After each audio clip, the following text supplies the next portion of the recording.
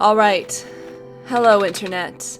My name is no longer Blitz. I do believe this is the first video back where I am in all. The audio is still jacked up beyond repair. And yes, it has been a hot second. Again.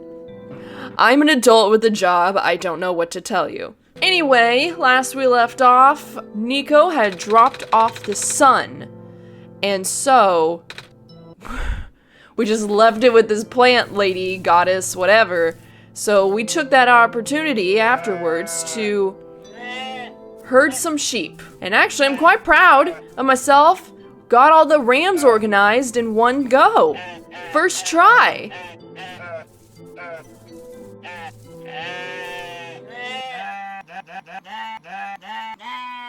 However, less proud of myself is what happened afterwards.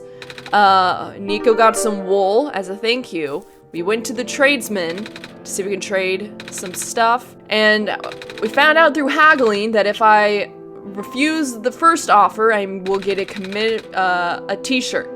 I will get a t-shirt. Nico will get a t-shirt. I had Nico say no again, thinking that maybe the deal would be sweetened up. But he's just like, come back if you change your mind. So I was like, cool, I'll get the t-shirt. Instead of doing that, I immediately said yes, fucked up the opportunity to get a t-shirt. I was sad about it for a long time. There was a huge chunk of time in my timeline that's just missing because I was so fucking upset at myself about losing the opportunity to get a fucking t-shirt. And then spent a whole bunch of time being lost. Because now that the vines were gone, I was trying to explore where I needed to go was behind vines, but I could not remember what did and did not have vines blocking the way.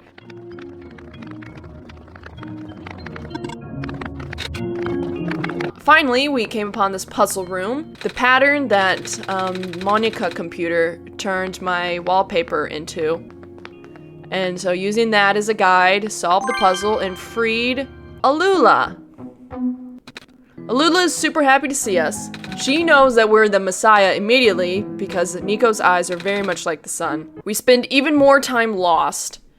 I debate whether or not to go back and get the sun while she's with me, but then in the end, I either didn't want to do that or I couldn't because I was lost.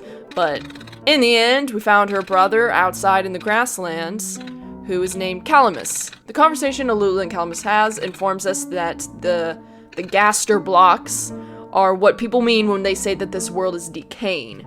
It's like a glitch. They say anything that it touches gets a little messed up, which is why she was trapped, because the Gaster blocks were blocking her path and she didn't want to touch them, because her big brother told her not to.